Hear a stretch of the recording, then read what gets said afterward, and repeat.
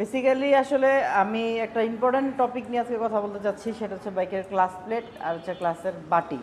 তো অনেক জায়গায় আমি দেখেছি বা আমাদের এখানে সার্ভিস অনেক কাস্টমার আসেন, আসার পরে বলেন যে ভাই আমার ক্লাসের বাটিটা কেন দ্রুত ক্ষয় হয়ে যাচ্ছে, এটা আমি বুঝতে পারছি না, আমি তো সঠিকভাবেই বাইক চালাচ্ছি, এটা কী কারণে হতে পারে।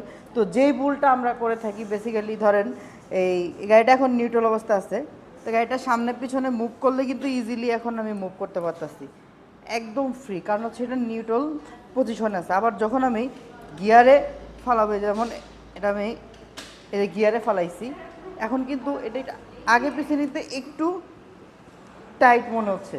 তো বেসিক্যালি যারা বাইক গিয়ারে রেখা, হ্যাঁ, এই যে এরকম পিছনে সামনে এরকম যখন মুভ করেন তখন কিন্তু ক্লাসের বাটিতে প্রেশার পড়ে, তো যার কারণে ক্লাসের বাটিতে দাগ পড়ে যায়। এই জিনিসটা আসলে অনেকে জানেন না। তো এই গিয়ারে রেখা গাড়ি এদিক সেদিক মুভ করা থেকে বিরত থাকেন। যখন একটু আগে পিছে নেওয়া লাগতেছে বা ধরেন একটু ইউটার্ন নিচ্ছেন, এটা তো সামান্য ইসের বিষয়, আপনি নিউট্রাল করেই নেন, সমস্যা নেই, তাহলে কিন্তু ক্লাসের বাটিতে আপনার দাগ পড়বে না। বেসিক্যালি এই প্রবলেমটার জন্যই, এই সমস্যাটার জন্যই আপনার বাইকের ক্লাসে বাটিতে দ্রুত দাগ পড়ে যায়। তো এটা আসলে সবার জানা দরকার, এই জন্য ভিডিওটা করলাম। তাহলে একটা ক্লাসের বাটি কিন্তু আসলে এত সহজে ক্ষয় হয় না। এটা বেসিক্যালি ক্লাসের বাটি দিয়ে আপনি 30-40 হাজার পর্যন্ত চালাইতে পারবেন যদি আপনার রাইডিং স্কিল ভালো থাকে। সেক্ষেত্রে একটি ক্লাস প্লেট সেট আপ দিয়ে 30 থেকে 40 হাজার কিলো পর্যন্ত রান করা সম্ভব। ধন্যবাদ সবাইকে, আসসালামু আলাইকুম।